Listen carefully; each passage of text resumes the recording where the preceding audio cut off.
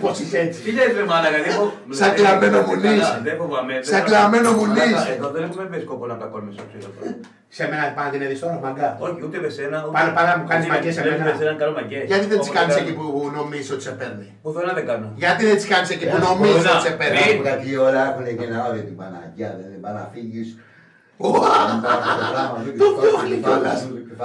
Το διώχνει. Και με τον Λευτέρη και γίνει της πουτάνας και μας δέσουνε, δεν πάνε να φύγεις.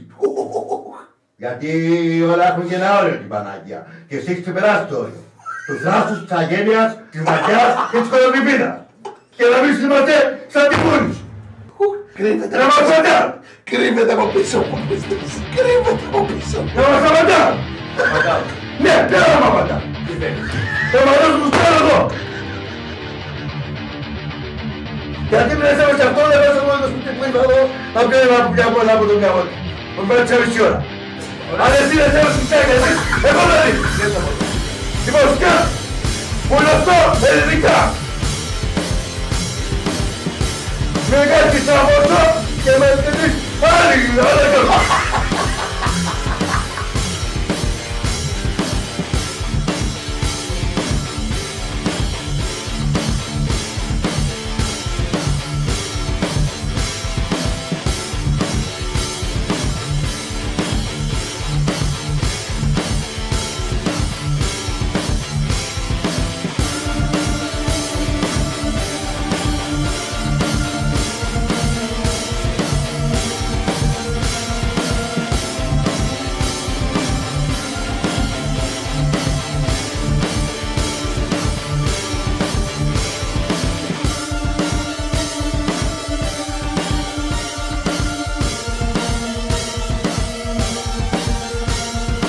Να μην καμίσω το σύνταμα της Εκκλησίας και καμάω στους διάβολους.